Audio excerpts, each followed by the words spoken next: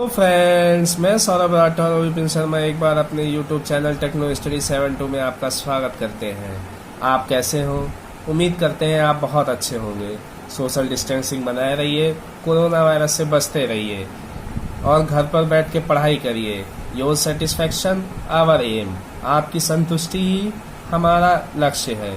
तो आइए आज हम टेक्निकल की क्लास को आगे बढ़ाते हुए, हमारा इससे पहले वर्क होल्डिंग मैंने पढ़ाया था, वो पूरा चैप्टर हो गया। अब उसके आगे कटिंग टूल था, तो आज मैं आपको कटिंग टूल के बारे में बताऊंगा। कटिंग टूल का मतलब ही क्या था? जो चीज़ कट करते हैं, किसी जॉब या मटेरियल को कट करने के लिए कटिंग टूल का इस्तेमाल करते हैं। वो कौन कौन से थे हमने आपको बताया था। वो हेक्सा था, हेक्सा ब्लेड और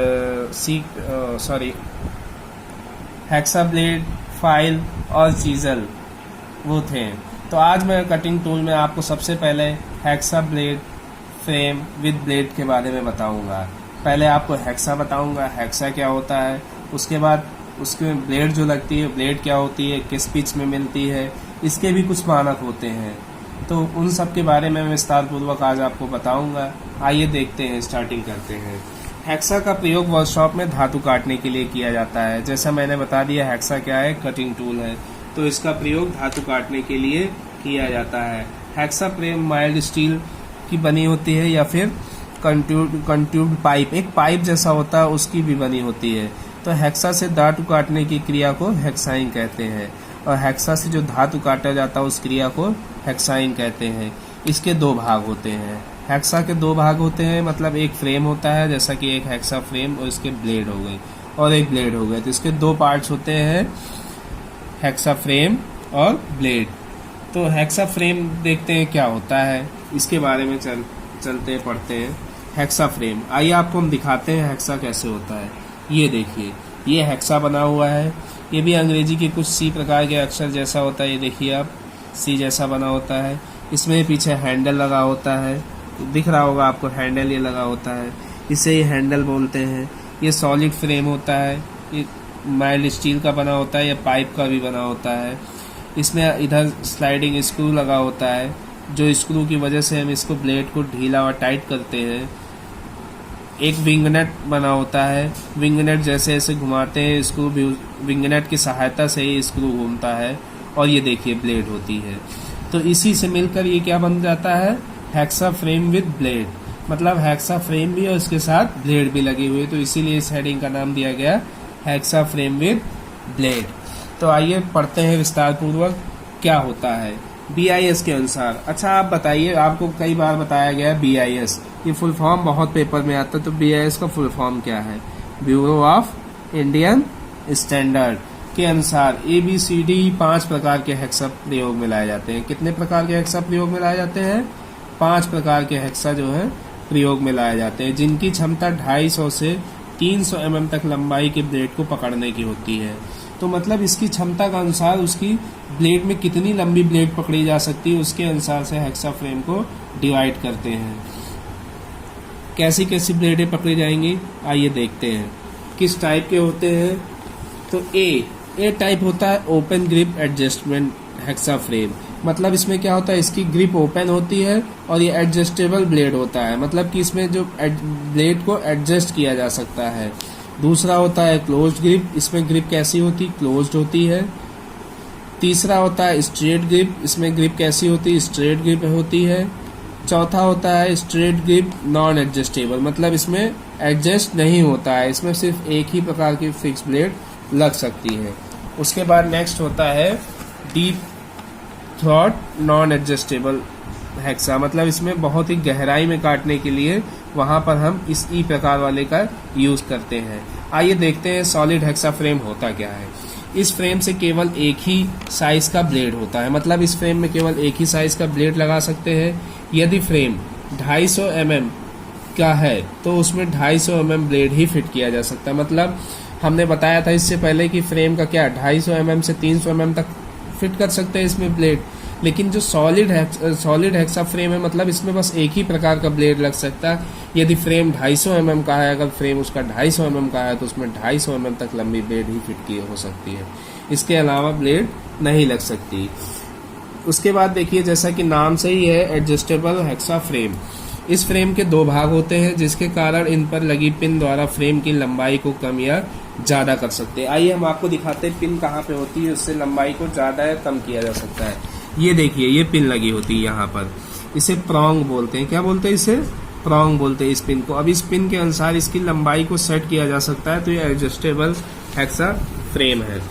उसके बाद इसमें देखो 200 mm से 300 mm तक का ब्लेड फिट हो जाता है, मतलब 200 mm से लेकर 300 mm तक की ब्लेड हम लगा सकते हैं। उसके बाद डीप कटिंग हेक्सा फ्रेम, नाम से ही कह रहा है डीप कटिंग, मतलब कि बहुत गहराई में कट करने के लिए इस हेक्सा फ्रेम की सहायता से अधिक गहराई में कटिंग की जा सकती है, इसलिए इसे डीप कटिंग हेक्सा फ्रेम कहते हैं। अब इसका स्पेसिफिकेशन देख लेते हैं BIS के अनुसार।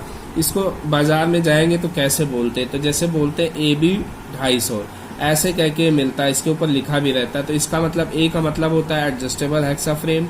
ये किस फ्रेम में एडजस्टेबल हेक्सा फ्रेम होगा?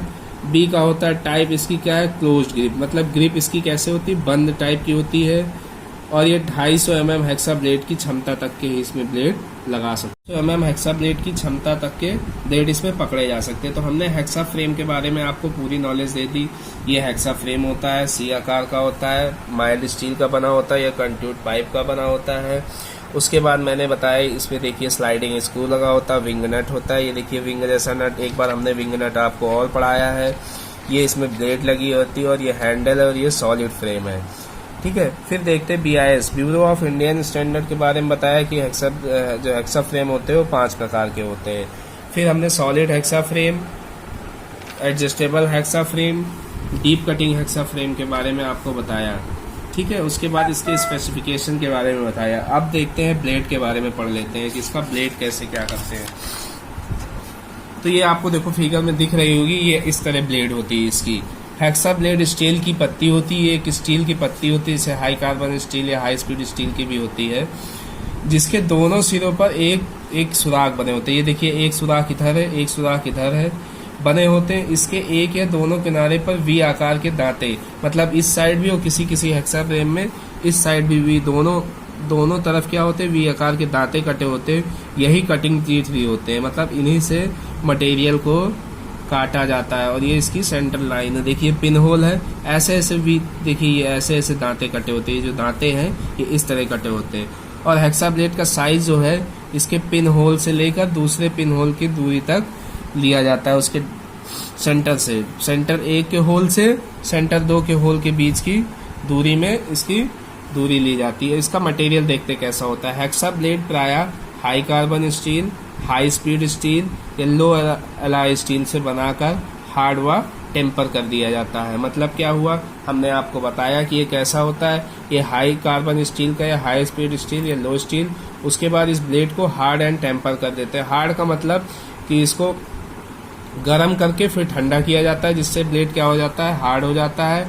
टेम्पर कर दिया जाता है इसलिए कि इसके अंदर फ्लेक्सिबिलिटी का गुण आ जाए, इसलिए इसको टेम्पर कर दिया जाता है। उसके बाद स्पेसिफिकेशन देखते हैं। हेक्सा ब्लेड को उसकी लंबाई, चौड़ाई, मोटाई और पिच के अनुसार निर्दिष्ट किया जाता है। हेक्सा ब्लेड को उसकी चौड़ाई, मोटाई और लंबाई और पिच के अनुसार निर्दिष्ट किया जाता है। आइए हम आपको दिखाते हैं पिच के अनुसार कैसे। साधारणतः हेक्सा ब्लेड की लंबाई मैंने आपको बताया, दोनों सुराखों के सेंटर्स, जो 2 सुराख हैं, ये सुराख और ये सुराख, इनकी सेंटर्स के बीच की दूरी बीच की दूरी से ली जाती है। इसी से हेक्सा ब्लेड का साइज लिया जाता है। आइए आपको हम दिखाते हैं किस पिच की कौन सी ब्लेड। मुलायम धातु को अगर आपको काटना है तो आपको 1.8 पिच की कोर्स फीट की दांतों की संख्या प्रति इंच कितनी होगी? 14। अभी हम आपको बताते हैं कैसा होगा। अभी आप देखिए, माइल्ड स्टील क्या हो गया? 1.4 पिच है। ग्रेड कैसा है? मीडियम है। और दांतों की संख्या 18 हो गई। मीडियम कार्बन स्टील क्या हो गया? 1 पिच हो गई। और ये फाइन हो गया और इसमें दांतों की संख्या 24। देखिए, दांतों की संख्या ज्यादा जैसे जैसे बढ़ रही है वैसे वैसे पिच घट रही है। तो दांतों की संख्या, पिच क्या होता है? एक दूसरे के इनवर्सली प्रोपोर्शनल होते हैं। अब जब दांतों की संख्या कम होगी तो जाहिर सी बात है क्या होगा? पिच बढ़ेगी। दांतों की संख्या बढ़ रही है, देखिए पिच कम हो रही है। फिर दांतों की संख्या बढ़ी, फिर पिच और कम हो गई। वेरी फाइन में दांतों की संख्या 32 हो जाती है और पिच क्या हो जाती है? 0.8 हो जाती है। तो आइए नेक्स्ट आपको देखते हैं। हेक्सा ब्लेड का चयन धातु की हार्डनेस के अनुसार भी करते हैं। जो हेक्सा ब्लेड होता है, क्या बताया, हेक्सा ब्लेड का चयन धातु की हार्डनेस के अनुसार, हार्ड धातुओं के लिए फाइन ग्रेड ब्लेड। मतलब यहाँ पे फिर आप देखिए कि जैसे जैसे धातु क्या हो रही है, हार्ड होती जा रही है, वैसे वैसे वेरी फाइन। और जब देखिए इंच दांतों की संख्या प्रति इंच दिया हुआ, अब इंच में दांतों की संख्या 32 हो गई, इसका मतलब कि वो हार्ड मटेरियल काट रहा है। और जब हार्ड मटेरियल काट रहा है तो उसकी पिच कैसी है, फाइन। मतलब बहुत नजदीक नजदीक दांते हैं, 32 दांते 1 इंच में आ रहे हैं, तो क्या होगी, पिच जाहिर सी बात कम हो जाएगी। फिर दांतों की संख्या जब बढ़ेगी तो पिच थोड़ी बढ़ जाएगी। फिर दांतों की संख्या और कम हुई, पिच थोड़ा और बढ़ गई। फिर दांतों की संख्या और कम हुई, पिच और बढ़ गई। तो ऐसे ही लिया जाता है। फिर देखिए type of hexa blade, flexible blade होता है और एक होता है ऑल हार्ड ब्लेड। मतलब हेक्सा ब्लेड को 2 प्रकार के ब्लेडों में बांटा गया, एक हो गया फ्लेक्सिबल ब्लेड, दूसरा हो गया ऑल हार्ड ब्लेड। इसमें केवल दांतों वाला भाग ही हार्ड व टेम्पर होता है। मतलब इसमें ये देखिए इधर, ये दांत है सिर्फ यही हार्ड होगा और यही टेम्पर होता है। बाकी जो होता है पिन होल व ब्लेड, पूरी बॉडी क्या होती है, सॉफ्ट और टफ रखा जाता है। सॉफ्ट और टफ रखने का मतलब कि उसके अंदर फ्लेक्सिबिलिटी के गुण है जिससे वो टूटे कम। और दूसरा होता है ऑल हार्ड, मतलब इस प्रकार के ब्लेड में केवल पिन होल को छोड़कर पूरा ब्लेड हार्ड एवं टेम्पर कर दिया जाता है, जिससे अब हार्ड हो जाएगी पूरी ब्लेड तो क्या होगा, हल्का झटका लगने पर ब्लेड क्या हो जाता है, टूट जाता है। तो ये आपको हेक्सा ब्लेड के बारे में जानकारी थी। हेक्सा ब्लेड में मैंने आपको बता दिया हेक्सा ब्लेड क्या होता है, स्टील की पत्ती का बना होता है। कैसे कैसे steel, high carbon steel, high speed steel, low alloy steel से बना होता है। उसके बाद ये हार्ड व टेम्पर होता है, ये भी बता दिया। उसके बाद मैंने आपको पिच के बारे में, तो ये पिच काफ़ी क्वेश्चन में आती है, तो इसका पिच आप इसको लिख के याद कर लीजिएगा। उसके बाद इसका चयन कैसे कैसे करते हैं, इसकी धातु के हार्डनेस के अनुसार करते हैं। फिर मैंने आपको ये बताया। तो आज मैंने आपको क्या बताया, हेक्सा फ्रेम विद ब्लेड के बारे में। उम्मीद करता हूँ आपको समझ में आ गया होगा। धन्यवाद। हमारी वीडियो आपको अच्छी लगी हो तो प्लीज़ लाइक करें, सब्सक्राइब करें और ज़्यादा से ज़्यादा शेयर करें।